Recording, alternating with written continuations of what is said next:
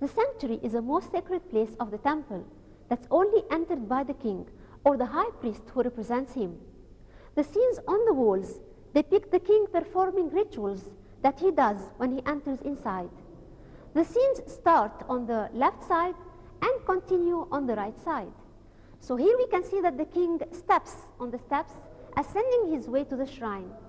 On the other side, we're going to see him untying the ribbon that ties the door of the sanctuary. After that, we're going to see him knocking on the door, and then here he opens the door. Finally, he's going to enter inside, and he's going to meet the triad family of gods of this temple. He's going to offer the statue of Goddess Might, the goddess of justice, to Goddess Hathor and her husband God Horus of Edfu, and to their son God Ihi.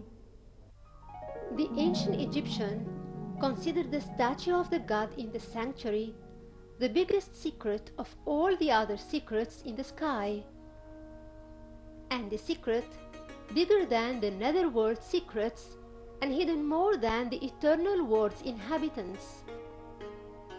According to these creeds, the statue was placed in his naos and the doors were closed. Then it was placed in a special chamber known as the sanctuary. This statue was a subject of the daily services in the temple. It's not because the Egyptians thought that it was God. It's not because the Egyptians thought that it was a god, but because he believed that by certain rituals, the spirit of the god will be reincarnated in the statue.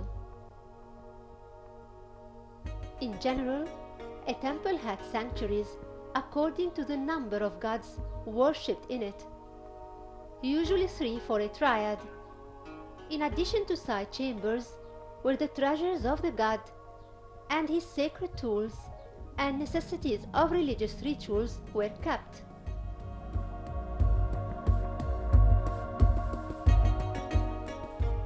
The service rituals of the statue started in the early morning when the high priest burned incense, then opened the 2 doors of the naos and kneeled in front of the god to pray. Then he took it out and treated it like a living being. He cleaned it, changed its clothes and adorned it, wiped it with scented essence and purified it, then offered it food, then put it back inside the naos and shut the doors.